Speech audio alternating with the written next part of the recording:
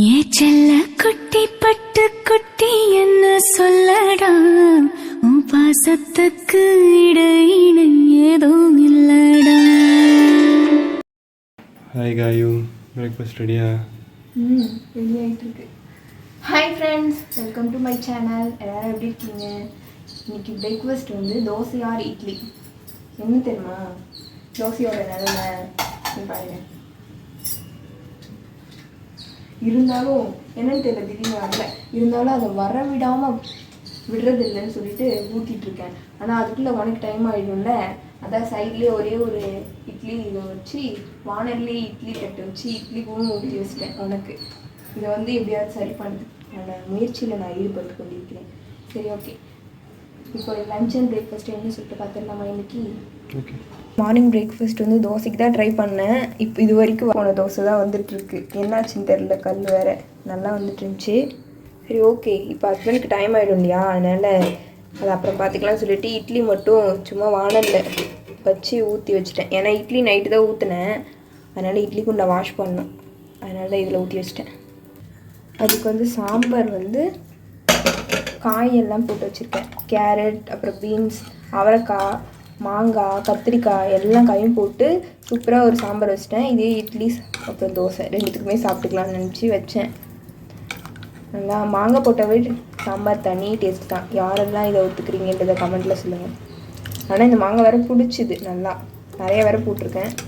எப்படி இருக்குன்னு தெரில. அதுக்கப்புறம் மதியம் ரைஸு, அப்புறம் முன்னாடி சொன்ன மாதிரி மதியம் சாம்பார், ரைஸ்க்கும் சாம்பார், இந்த சாம்பார் தான். அதுக்கப்புறம் அவரைக்காய் பொரியல், மல்லாட்டை, அப்புறம் காஞ்ச மிளகா, கொஞ்சமாக என்ன பூண்டு இதெல்லாம் சேர்த்து கொரகொரப்பாக அரைச்சி மிக்சியில் சேர்த்து வச்சுருக்கேன். நல்லாயிருக்கும் டேஸ்ட்டு.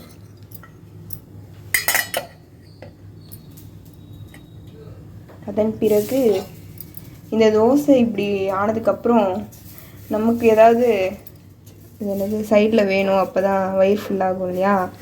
தோசை இப்போ சாப்பிட முடியாது, ஹஸ்பண்ட்க்கு இட்லி இருக்குது.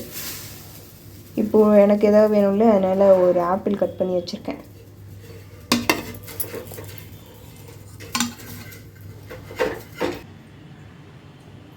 ஓகே ஃப்ரெண்ட்ஸ், இன்றைக்கி இதுதான் லஞ்ச் அண்ட் பிரேக்ஃபாஸ்ட்.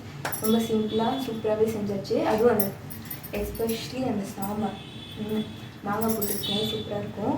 சரி, ஓகே. ஃபஸ்ட்டு வந்து நம்ம லஞ்ச் பேக் பண்ணிடலாம். இன்னைக்கு டைம்லாம் ஆகலை, சீக்கிரமாகவே சமைச்சாச்சு. இருந்தாலும் கொஞ்சம் கலகலமே பண்ணிடலாங்க.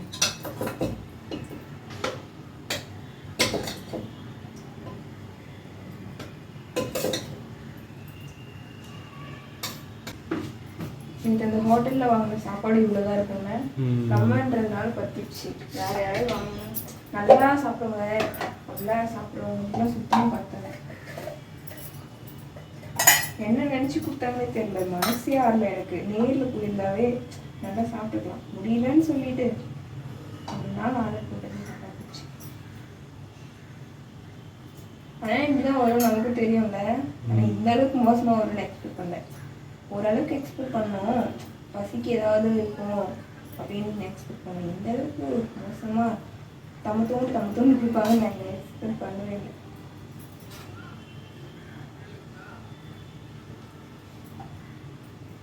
ஊருக்கு போனா கூட பொறுமையாக க்ளீன் பண்ணிக்கலாம், 1 by 1. ஊருக்கு போகிறதுனால வேறு வழியில் க்ளீன் பண்ணி வச்சாதான் ஊருக்கு போக முடியும். இப்போவே இன்னும் 2 daysல வீடு என்ன ஆகும்னு தெரியல. ஆனால் அதை விட மோசமாகிடுமே. இதுனால சரி, எல்லா நாளும் க்ளீன் பண்ணி தான் ஆகணும்னு பண்ணிட்டோம். அப்புறம் கொஞ்சம் வேலைலாம் நிறையா இருந்துச்சு, இல்லைன்னா ஒரு பொறுமையாக கூட பண்ணியிருப்போம். அப்புறம் க்ரோசரி வாங்கணும், ஹஸ்பண்ட்க்கு ஹாஸ்பிட்டல் வேறு போகிற வேலை இருந்துச்சு. அப்புறம் அது கேன்சல் ஆகிடுச்சு, அது வேறு போகணும். அது எப்படி போகிறது வேறு தெரியல.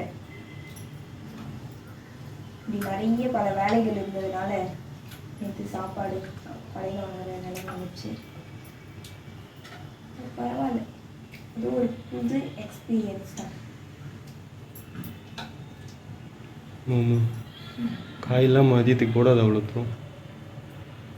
இப்போ சாப்பிட்றியா? ஒன்றா எடுத்துட்டேன்.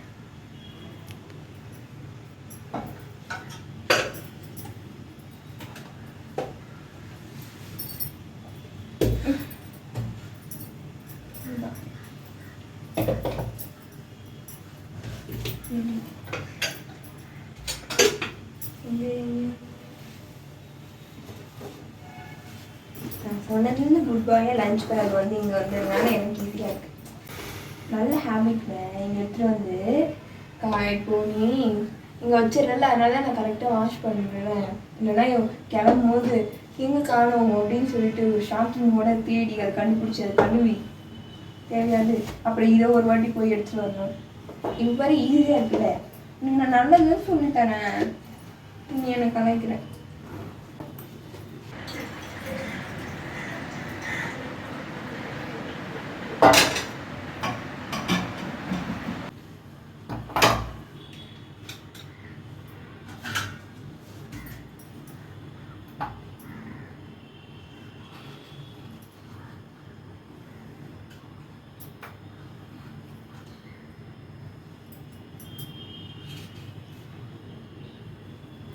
மாவு வேற இட்லி ஊற்றினாலும் வரமாட்டேன், தோசை ஊற்றினாலும் வரமாட்டேங்குது. இனிமேல் இந்த மாவு வாங்கக்கூடாது.